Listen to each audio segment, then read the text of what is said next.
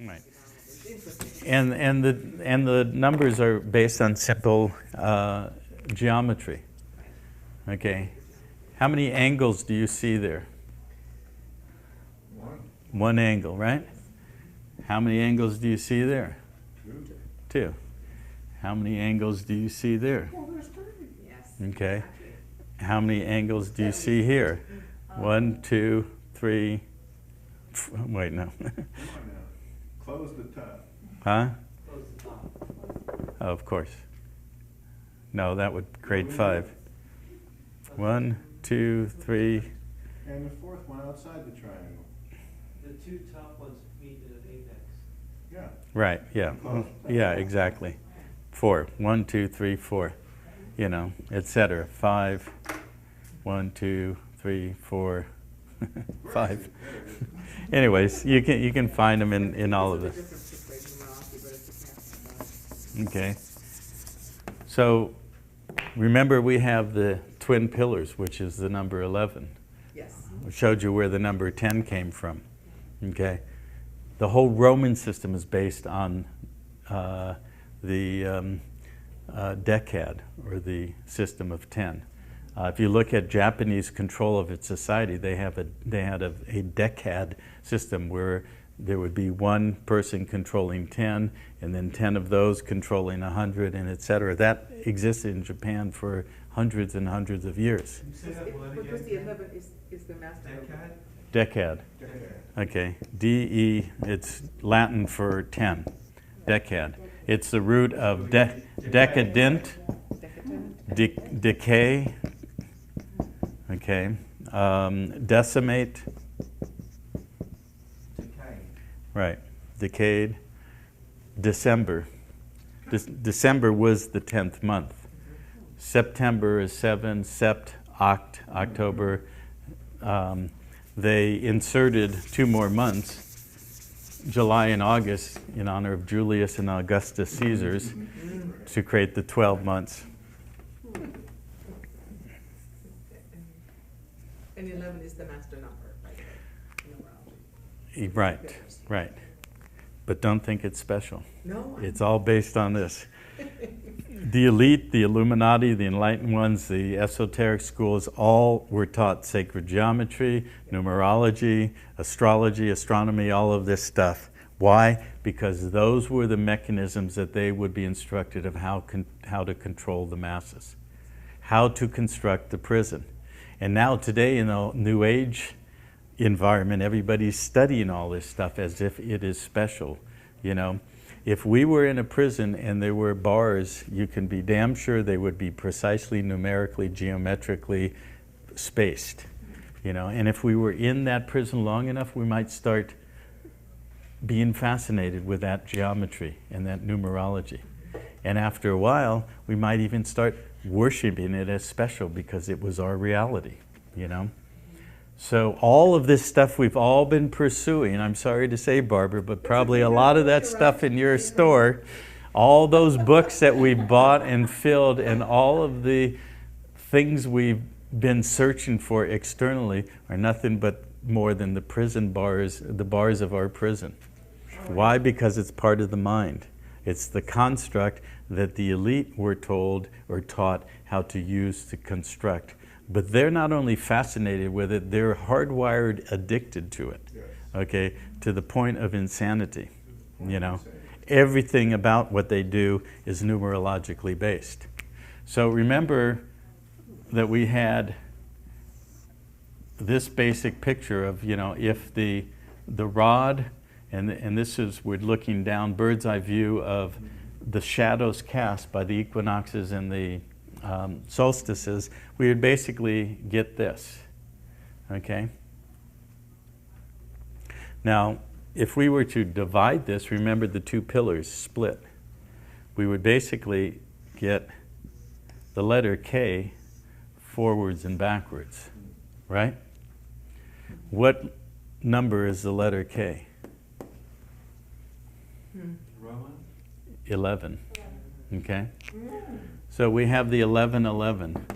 For all of you real New Agers, remember in the early 90s, this woman who came out, whose name was Solara, No, I don't remember her, but I know. Okay, and her whole thing was the birthing of the 1111, and she talked about the 3 stars of Orion, and she called them El, On, and Ra.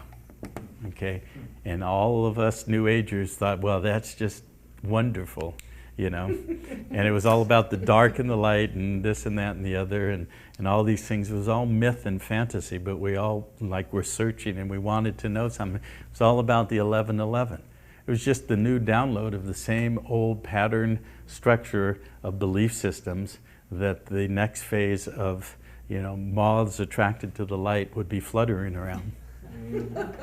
So we have the 3 bodies in the 3 stars in the belt of Orion corresponding with the 3 pyramids that literally do hold, Giza, if you took the landmass and you put it all together, which once upon a time it was all together, by the way, because the planetary body was about 4 times less in spherical size, and then as it increased in mass, as we concretized our embodiment into physical matter, it created more and more and opened up, the oceans and etc. But this is the exact center of the physical mass, landmass of the planet. Okay, grounding in and holding, being built right around the end of that last 13,000-year cycle, the beginning of this 13,000-year cycle, leading up to 2012, the end of the program.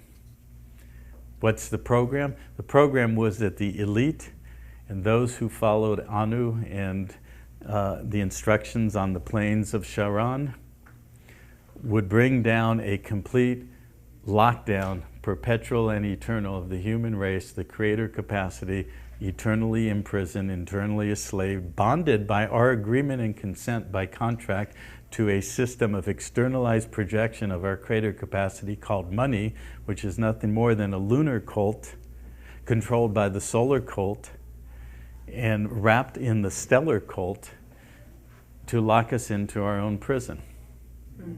Okay? I heard you say that so many times, Kim, but I keep hoping you're going to go to the matter of what do they expect to gain by that?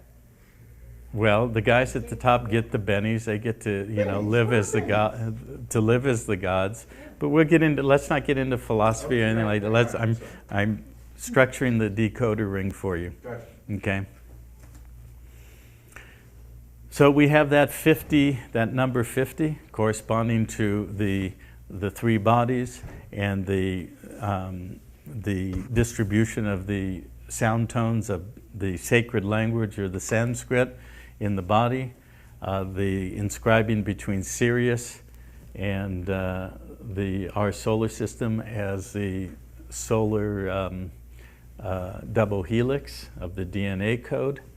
Lots of other correspondences with genetics. I don't know that I want to get into that, take us a while, but if I had more time to go into how I've looked at many things, sacred geometry based on the 5 Platonic solids.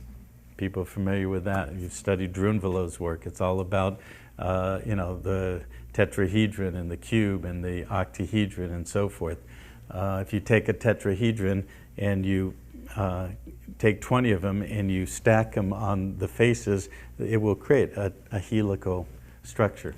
Okay, and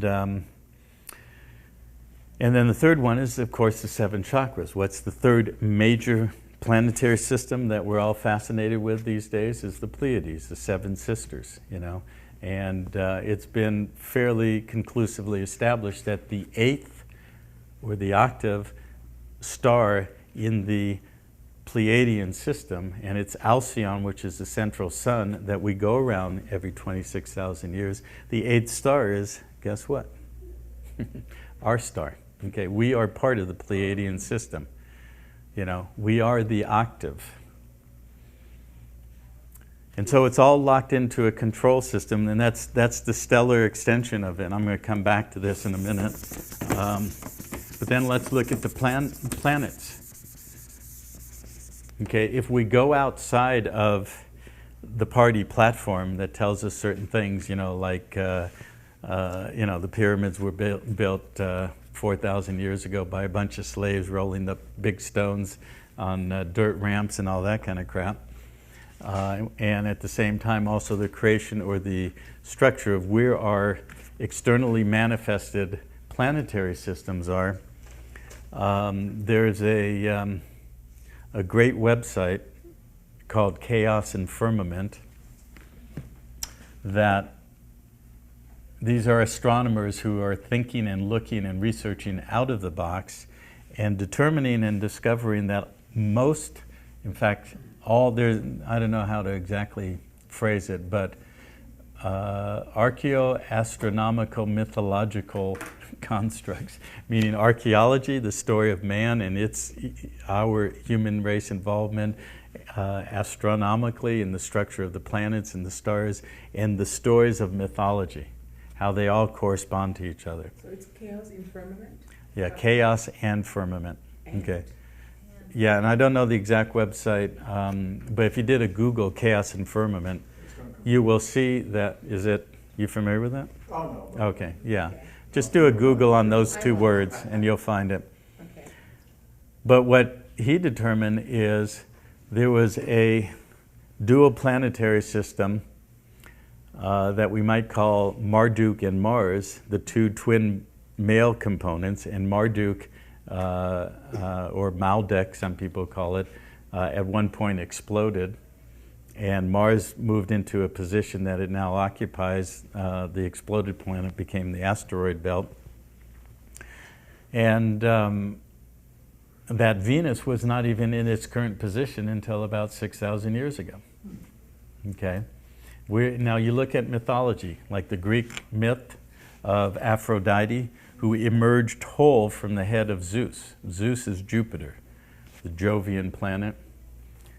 And that's another origin of the day Thursday. That's Thor's Day, but it's also Jueves or Jovian Day in Latin languages. It's Jupiter's day, Jupiter. Jupiter is basically Zeus, okay? And the story of Aphrodite, who is also Venus, who is Shalem, emerged whole from the head of Jupiter. And if you look at that website, he talks about the scientific validation of the fact that what his hypothesis is that a very large body, an asteroid or something large, comet, hit Jupiter and actually was expelled 6,000 years ago. And that's what created the big red spot on Jupiter, and that it came close into the inner orbits of our solar system and was captured by the sun and started orbiting and became Venus. Okay? Venus is on its side and has a very strange rotation, totally different from any of the other planets. So then there's this book called, Men Are From Mars, Women Are From Venus. The way I look at it holographically, of us outpicturing this polarization between male and female, the two male principles being at war with each other, one exploding and then causing that, enraged male. Another Greek myth is a myth of Kronos, who was one of the Titans, going into agreement with his mother, who was Rhea, who was the earth goddess, the earth, to kill his father, who was Uranus, or Uranus. And you know how he killed him? By castrating him, okay? And he took the genitals and threw them in the ocean, and what came out of the fire, the steam and fire from the heat of his genitals was the Furies and the Fates. So it's a story of telling us that Kronos, who is also Saturn, who is Chronos, chronological, Chronos, time, committed patricide, killed the father, killed the male principal by castrating it, throwing it in the water, and causing the Fates and the Furies, locking us into the fate of our predestined, pre-programmed, predetermined lockdown in the matrix, and emerged the Furies, or the rage, that impotent rage that I talked about, of the male principle being castrated and split in half. And then who came out of the waters riding the Venus on the half shell? Aphrodite, or Venus, okay? Coming out of the killing of the masculine and then being subjugated in the inner orbit and being placed where Venus is, okay? And then settling in there. The interesting thing about Venus is, here's the sun. You know, of course, there's Mercury, there's Venus, and then there's the Earth orbit. That in relationship to the Earth, Venus makes a very precise orbit in terms of time. It takes exactly 8 years to complete. And during that 8-year period, 5 times the Earth, Venus, and the Sun are aligned where the Sun occults or hides or, eclipses Venus. So 5 times in 8 years. If you were to take the 5 positions where that takes place and graph it, it creates a pentagram. Okay?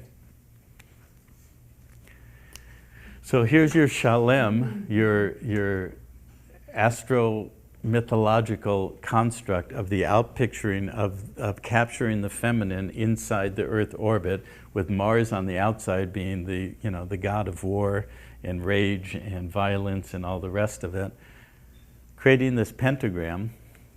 The other thing about Venus is it's called the morning star and the evening star. And because of how it is on the inner orbit, at some times of the year it rises in the morning, sometimes it's in the evening.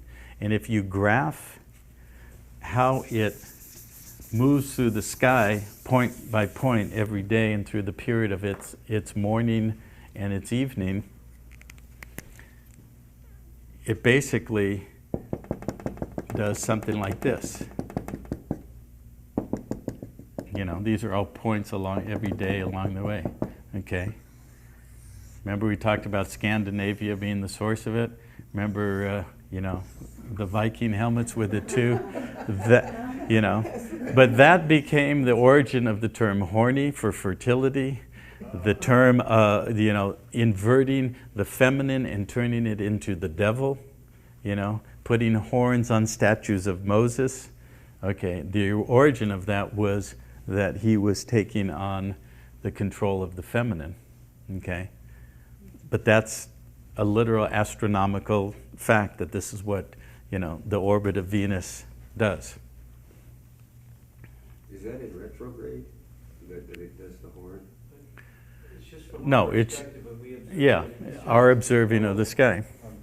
Now the other thing about Venus and Mercury, so numerologically we have the number 5.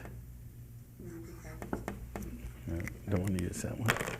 We have the number 5 and the number 8, which of course if you multiply equals 40.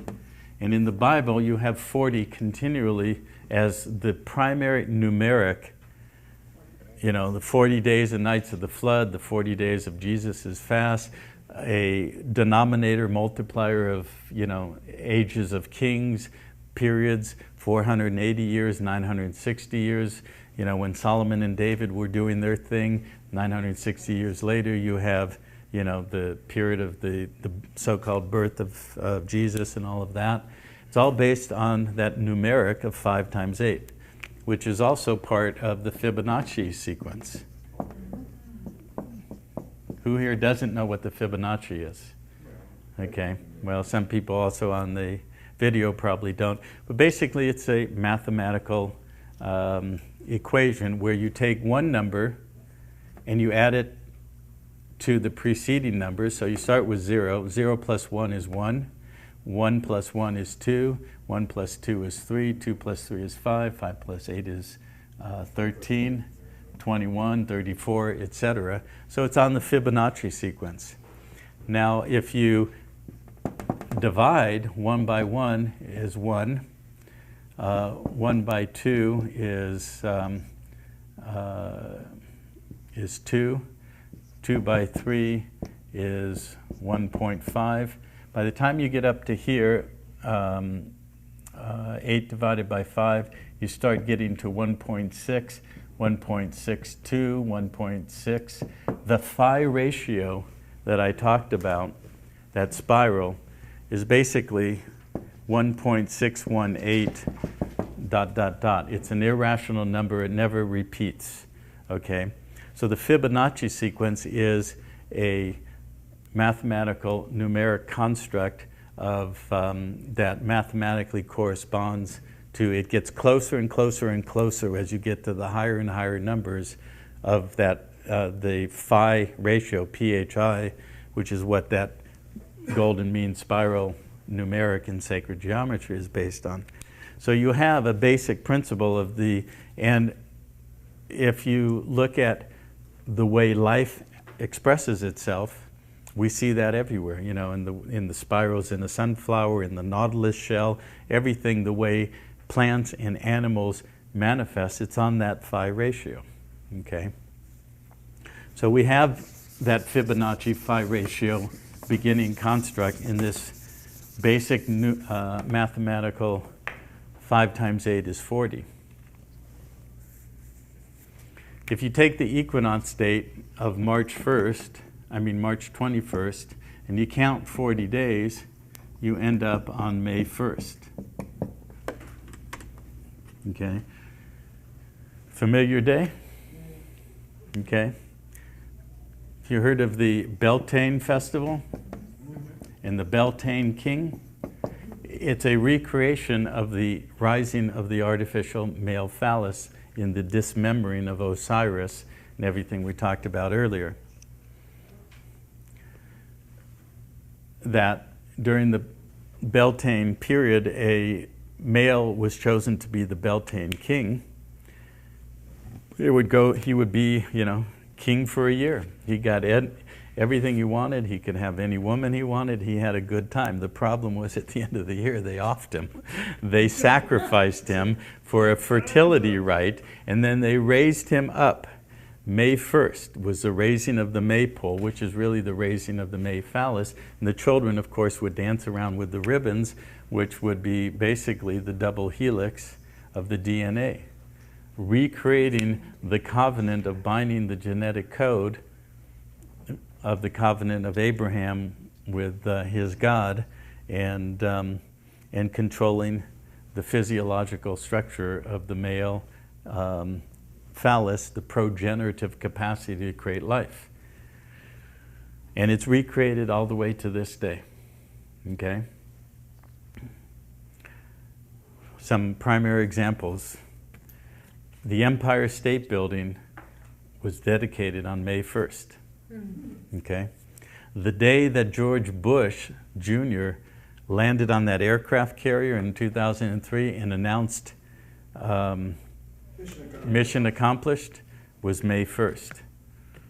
Okay, the day that Osama bin Laden supposedly was just killed was May 1st.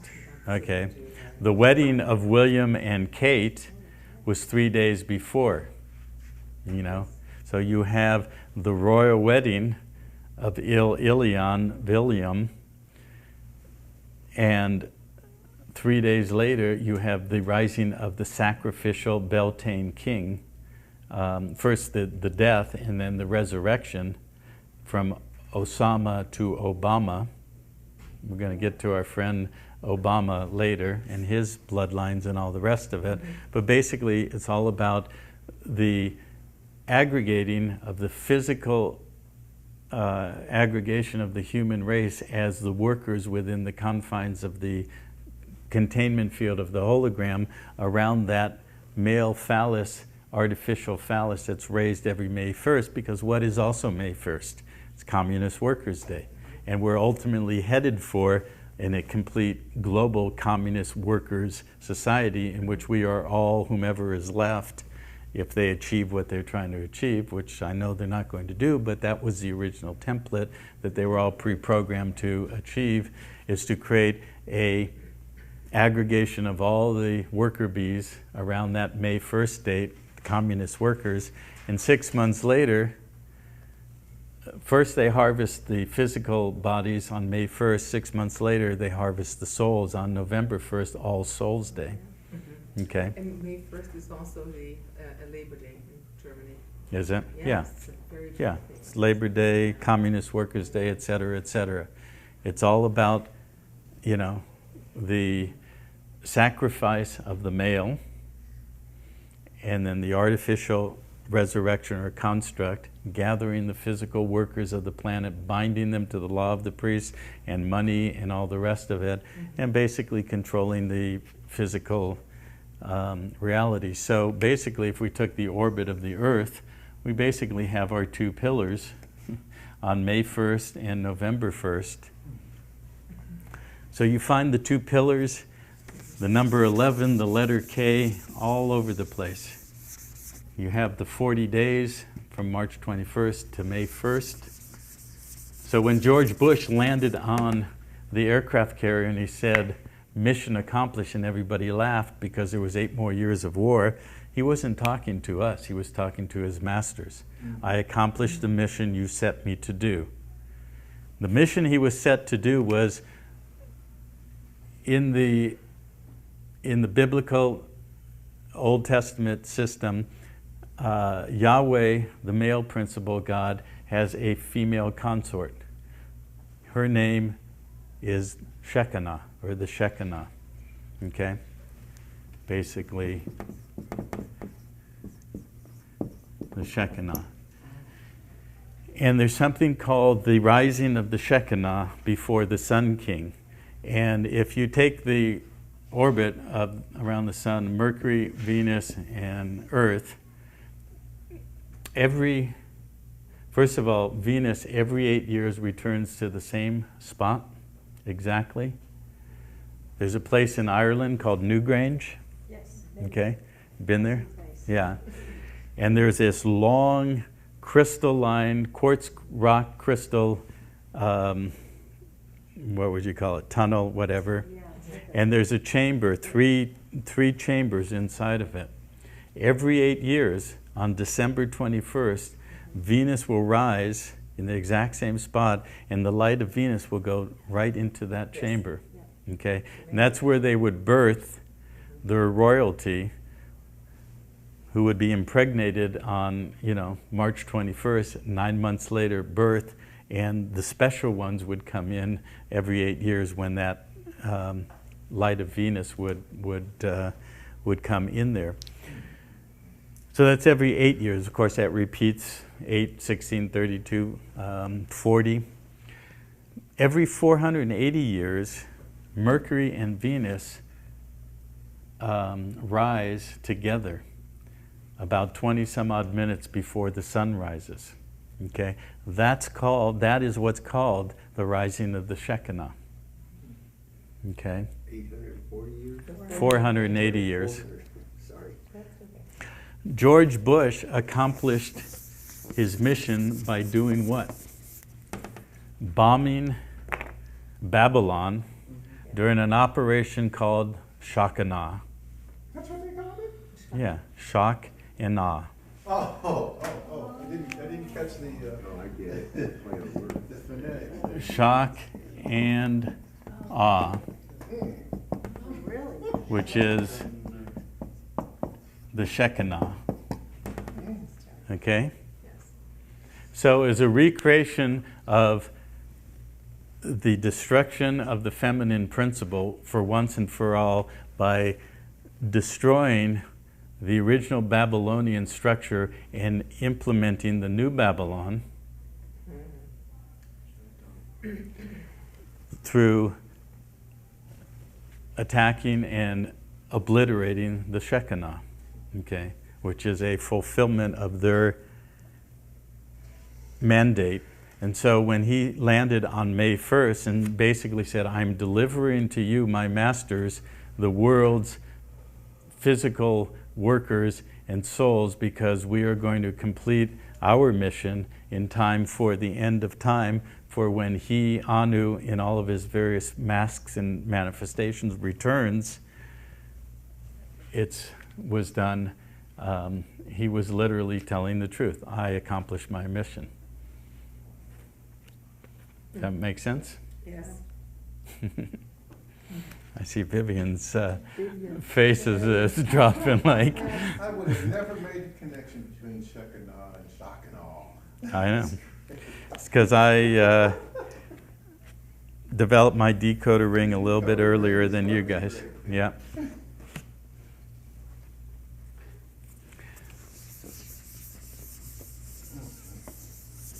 And of course, we have the two Ks, which are the Hyksos, which numerologically is 1111. You know what the address of the IRS is in Washington, D.C.? No, no. It's 1111 Constitutional Avenue. God. I'm sure that surprises you, right? It's also supposed to be the apogee of Nibiru as it comes through on 11/11 this year. Right. But it's just a myth. Okay. Right. The whole Zechariah Sitchin translation of Sumerian text, although being perhaps relatively accurate, of course it has his own subjective agenda and all the rest of it, but the fact is we've heard the phrase, the victors write history. Well, who wrote all of those? Okay.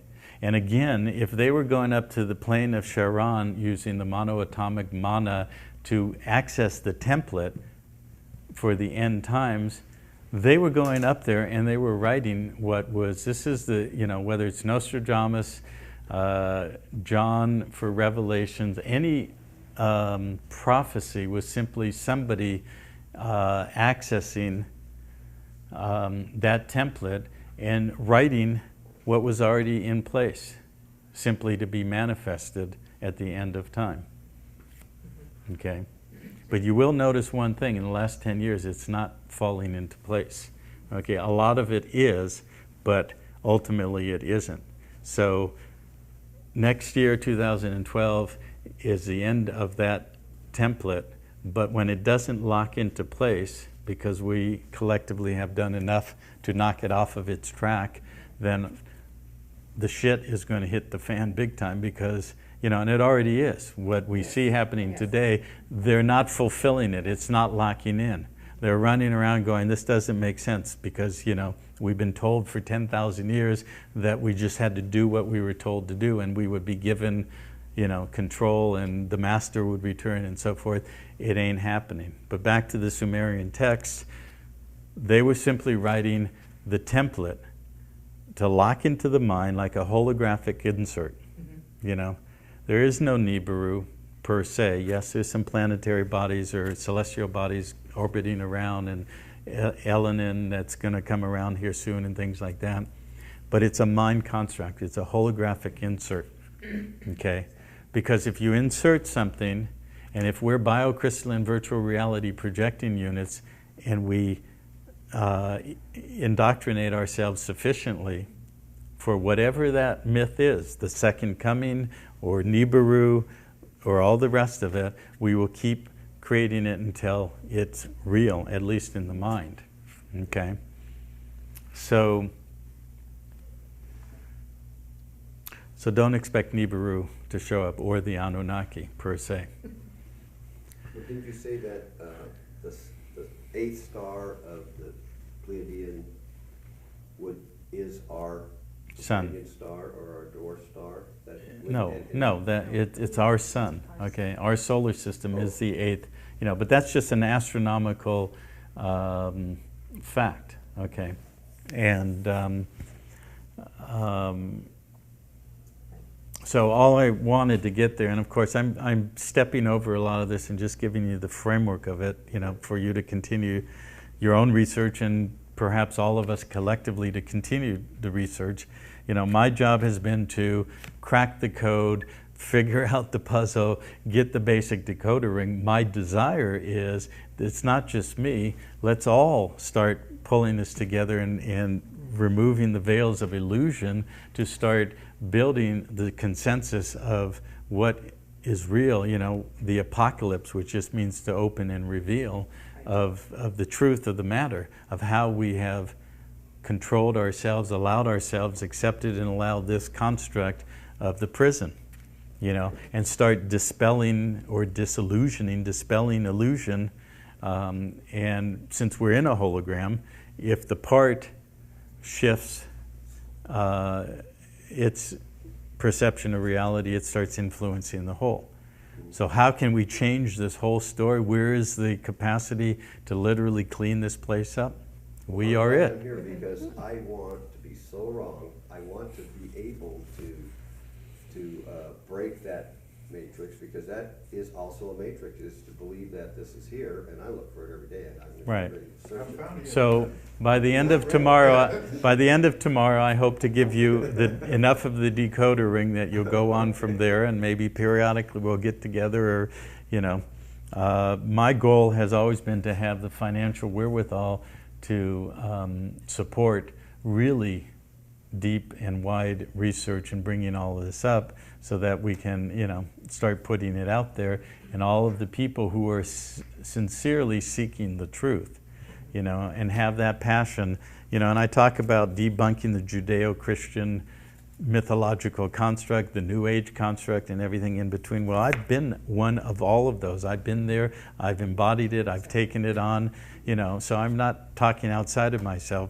But what I am trying to say to anybody who's holding on to that is, consider the possibility that we've been duped, and we've allowed ourselves to be duped, and that the passion in our hearts for having faith in something bigger doesn't get taken away. Just the illusions of the belief systems and the mythologies and the constructs that are overlaid that have been used to control us. Okay?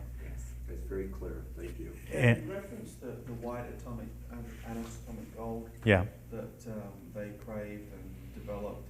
But you've never really talked about what their beliefs were about using it as a substance. Well, I don't think it's necessary to discuss in-depth belief. I just It was yeah. just the archaeological and scientific and other modalities of research and investigation that have come to light in the last 20, 30 years has shown that they were definitely, that's what they were doing. You know, the linguistic constructs that I've shown you, the physical evidence, the evidence of the alchemy societies of the last 500 years, looking for the philosopher's stone. When you go into all the literature and the history of alchemy in the last 500 years, that's what they were trying to figure out. You know, Newton and Francis Bacon, all the rest of it, they were looking for the formula to recreate mana. Saint-Germain as well as... Well, let's not get into him today. So we can't get any monatomic gold anywhere now? It's all over the place. There's a lot of people producing or coming close to it. The modern emergence of it, a lot of the work came from a man named David Hudson.